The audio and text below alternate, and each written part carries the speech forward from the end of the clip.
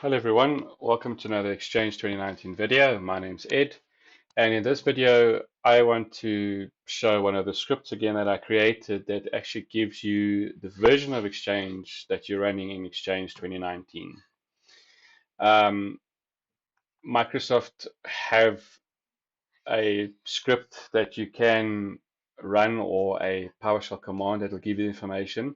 But I thought putting it together in one big script with all the versions, as you can see, there's not all the versions because I still need to completely populate this. And what it does is it will loop through every Exchange server in your environment and give you the output of what version you're actually running. So this could be standard edition, enterprise edition, and the CU or the SU that you're running.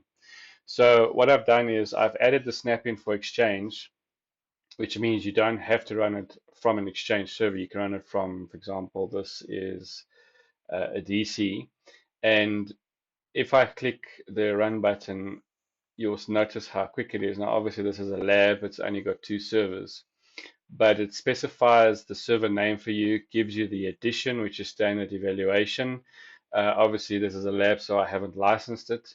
The version, you can see the version numbers are different, and it actually, instead of just giving you this information from a general PowerShell script, I've actually translated it what the numbers mean. So you can see I'm running Exchange Server 2019 CU13 November SU, which is this main server, and then Exchange 2019 Preview, which I use for my hacking labs to try and um, show you how these guys penetrate Exchange, but we'll get to that in a later video. And what I want to show you, this is a simple script, gives you the information that you need. And if you have more servers, it'll obviously show the list of servers here. I've run it against that's servers that are about 400 in the environment. I run it against 15, 20, it all works.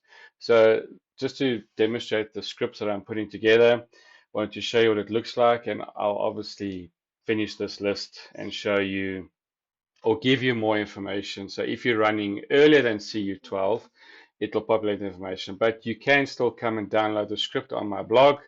And if you want to just modify this or add a line with the number that you can get from the Exchange server builds on the Microsoft website, it will then give you the information as well.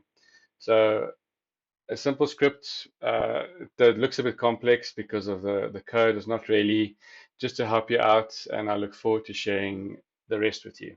Thank you very much for watching.